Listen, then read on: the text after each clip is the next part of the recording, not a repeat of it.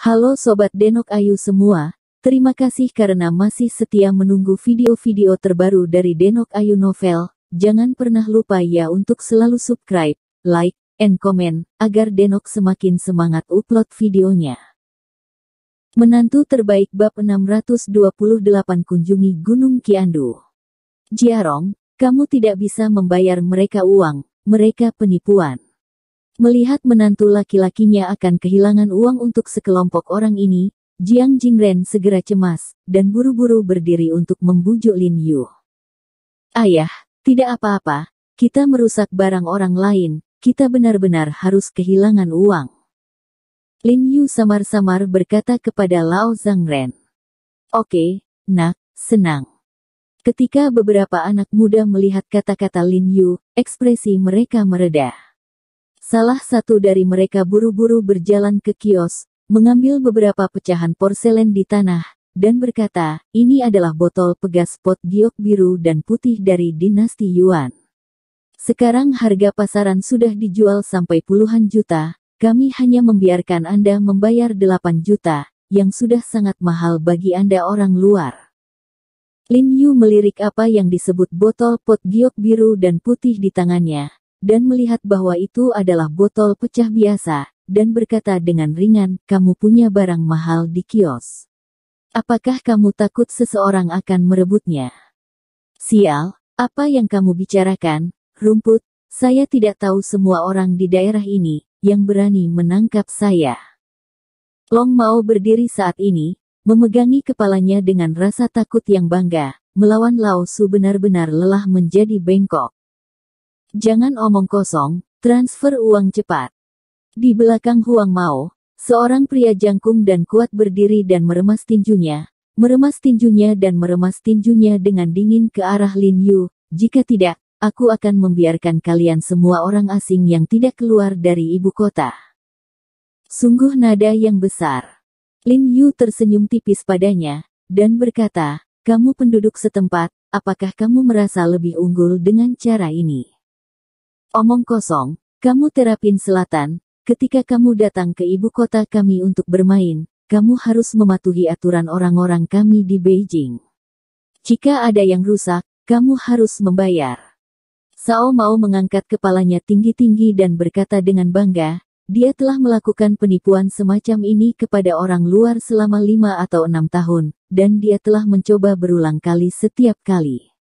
Dia tahu bahwa orang luar ini takut pada hal-hal dan demi kehidupan mereka sendiri. Ujung-ujungnya, dia hanya bisa membayar tagihan dengan patuh. Kalaupun dia tidak membayar 8 juta, setidaknya harus dibayar 100-200 ribu. Sedangkan untuk memanggil polisi setelah dia pergi, dia tidak peduli sama sekali. Lagi pula, dia sudah bekerja bertahun-tahun dan dia harus punya jaringan sendiri. Dan tidak ada pemantauan di sini, bahkan jika Anda tidak mengakuinya, tidak ada yang akan membawanya. Di tanah seluas 3 hektar ini, dia adalah tuan yang mutlak. Apa kau yakin ingin aku membayar 8 juta? Lin Yu tersenyum tipis padanya, dan berkata dengan penuh arti, aku bisa memberimu uang, tetapi jika botol porselen di tanganmu tidak bernilai 8 juta, aku ingin sesuatu yang lain untuk dikumpulkan. Melihat janji Lin Yu untuk memberikan uang, wajah Chang Mao sangat gembira, dan hatinya bahagia. Dia diam-diam bahagia. Sekarang dia bertemu dengan seorang idiot, dia buru-buru melambaikan tangannya dan berkata dengan penuh semangat, oke, saya akan memberikan lebih banyak, lihat Anda dapat mengambil apapun yang Anda inginkan. Nilai total kiosnya hanya 32.000 yuan. Bahkan jika mereka semua dievakuasi oleh Lin Yu, dia akan menghasilkan banyak uang. Oke, berikan saya nomor kartu banknya. Kartu bank Lin Yu telah lama dibuka untuk transfer dalam jumlah besar, jadi Anda dapat mengirim beberapa kali dan mentransfer uangnya langsung ke Long Mao. Mendengar ini, Chang Mao tampak senang dan buru-buru mengeluarkan kartu banknya. Jiarong. Jiang Jingren tampak cemas saat melihat ini, dan buru-buru berdiri dan meraih Lin Yu. Tidak apa-apa, ayah, aku bersedia membayar uang ini. Lin Yu tersenyum pada Jiang Jingren, dan kemudian dengan cepat memasukkan nomor kartu Longhair di telepon. Jiang Yan dan Ye Qingmei juga sedikit terkejut ketika mereka melihat ini. Mereka tahu bahwa Lin Yu selalu baik hati, tetapi dia bukan pengganggu. Sekarang Long Mao dan yang lainnya telah menjelaskan untuk menindas mereka. Saya tidak tahu mengapa Lin Yu bersikeras. Transfer uang ke Long Mao. Oke, mari kita lihat apakah sudah dibayar. Setelah beberapa kali operasi, Lin Yu tersenyum dan bertanya pada Chang Mao setelah mentransfer uang. Oh, ini dia. Anakmu benar-benar berakal sehat, haha. Ketika Long Mao melihat pesan yang muncul dari ponselnya yang menunjukkan saldo rekeningnya lebih dari 8 juta, wajahnya langsung bersemi, dan dia melompat kegirangan. Oke, uangnya sudah ada, bolehkah saya mengambil barang yang nilainya sama? Lin Yu memandang rambut panjang ceria sambil tersenyum, dan berkata dengan lembut. Ambil apapun yang kamu mau, ambil apapun yang kamu suka. Chang Mao senang dari telinga ke telinga, sekarang Lin Yu suka mengambil apa yang dia ambil, bahkan jika dia mengambil seluruh kiosnya, itu tidak masalah. Oke, kalau begitu aku diterima. Lin Yu tersenyum tipis, matanya tiba-tiba dingin, meraih lengan Long Mao dan memutarnya dengan keras, dengan klik yang tajam, lengan Huang Mao langsung dipelintir ke sudut yang aneh. Apa? Long Mao menjerit. Wajahnya langsung memerah, dan keringat di dahinya seperti hujan. Lin Yu tidak berhenti sedikit pun. Dia menendang kakinya dengan tajam. Anak sapi berbulu ada di tengah, dan ada retakan lagi. Anak sapi berbulu itu tiba-tiba patah, dan satu terhuyung-huyung jatuh ke tanah. Lebih dari 1 juta untuk membelikanmu kaki dan lengan, untukmu, itu penawaran yang bagus. Lin Yu melihat rambut panjang di tanah dan berkata dengan lemah, dan dengan lembut menepuk tangannya, karena sekelompok orang ini telah melakukan banyak kejahatan. 8 juta ini setara dengan membayar dari sakunya sendiri untuk membantu ibu kota mengubah roh jahat ini. Naik. Orang-orang di sekitar melihat pemandangan ini tiba-tiba pucat dan menghirup udara dingin, dan hati mereka ketakutan. Beberapa sahabat Longhair juga bereaksi saat ini. Kulit mereka tiba-tiba berubah, dan kemudian berteriak dengan marah, persetan dengan ibumu, cari kematian. Begitu suara itu turun, mereka langsung bergegas. Lin Yu sama sekali tidak memperhatikan mereka, dan berbalik untuk menghibur ibunya dan Jiang Yan dan yang lainnya, karena dia tahu bahwa orang-orang ini tidak perlu melakukan apa-apa sendiri. Bai Rentu pasti akan menyelesaikannya. Dan itu akan dianggap memberi Bai Rentu kesempatan untuk membalas budi. Benar saja, ratusan orang yang sudah siap melesat bagai peluru. Penonton hampir tidak melihat bagaimana dia bergerak. Mereka hanya mendengar suara patah tulang, disusul dengan itu. Beberapa pemuda bertato jatuh ke tanah sambil menjerit-jerit, sama seperti rambut gondrongnya, lengan dan kaki semua orang patah.